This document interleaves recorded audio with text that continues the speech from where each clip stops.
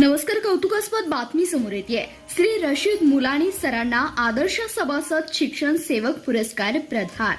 शिक्षण सेवक सहकारी सोसायटी लिमिटेड सांगली यांच्या 93व्या वर्धापन दिनाचं औचित्य साधून दिला जाणारा सन 2024 चा आदर्श सभासद शिक्षण सेवक पुरस्कार श्री सोनार सिद्ध विद्यालय वायफळ येथील उपक्रमशील सहशिक्षक श्री रशीद जैनुद्दीन मुलानी यांना मोठ्या उत्साहात प्रदान करण्यात आलाय. शिक्षण, साहित्य, कला आणि सामाजिक क्षेत्रातील त्यांच्या बहुआयामी योगदानाची दखल घेत हा सन्मान करण्यात आला. श्री रशीद मुलानी सर गेल्या 25 वर्षापासून शिक्षण क्षेत्रात कार्यरत आहेत. गणित विषयाचे अध्यापन करताना त्यांनी विविध गणिती प्रयोगशाळा आणि सोप्या पद्धतींचा अवलंब करून विद्यार्थ्यांमध्ये गणिताची गोडी निर्माण केली. आनंदी वातावरणात उदाहरणे सोडवणे, गटकार्य आणि स्वयंशिक्षकांसारखं नाविन्यपूर्ण उपक्रम राबवून त्यांनी अध्यापनात एक वेगळा ठसा उमटवलाय. तसेच कार्यानुभव विषयाअंतर्गत टाकाऊतून टिकाऊ वस्तू आणि विविध प्रतिकृती तयार करण्यासाठी ते विद्यार्थ्यांना नेहमीच प्रोत्साहन देतात.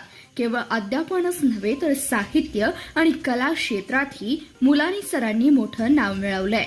गेल्या 20 वर्षापासून ते साहित्यिक क्षेत्रात सक्रिय असून मराठी साहित्य सेवा मंच शेगावचे संस्थापक सचिव आहेत. त्यांच्या पाऊलवाटा हा कविता संग्रह प्रसिद्ध असून अनेक वृत्तपत्रे व दिवाळी अंकांमध्ये त्यांचे लेखन प्रसिद्ध झालंय.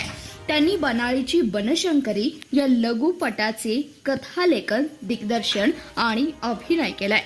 याशिवाय 7 रंगते सपने व इत्तेहाद या टीव्ही मालिकांसह रेबीज आणि एक राष्ट्रवादी हा लघुपटांमध्येही त्यांनी भूमिका साकारली आहे.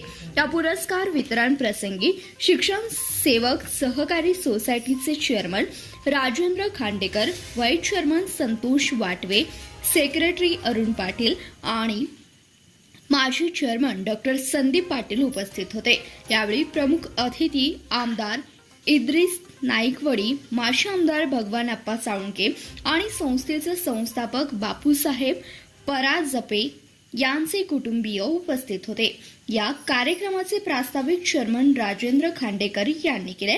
पाहुण्यांचा परिचय डॉक्टर संदीप पाटील यांनी करून दिला, तर आभार प्रदर्शन व्हाईस चेअरमन संतोष वाटवे यांनी केले. या कार्यक्रमाला संस्थेचे सर्व संचालक, कार्यकारी संचालक महेश सिंग राजपूत आणि मोठ्या संख्येने शिक्षक व शिक्षकेतर कर्मचारी उपस्थित होते. धन्यवाद. पाहत रहा CBS न्यूज मराठी.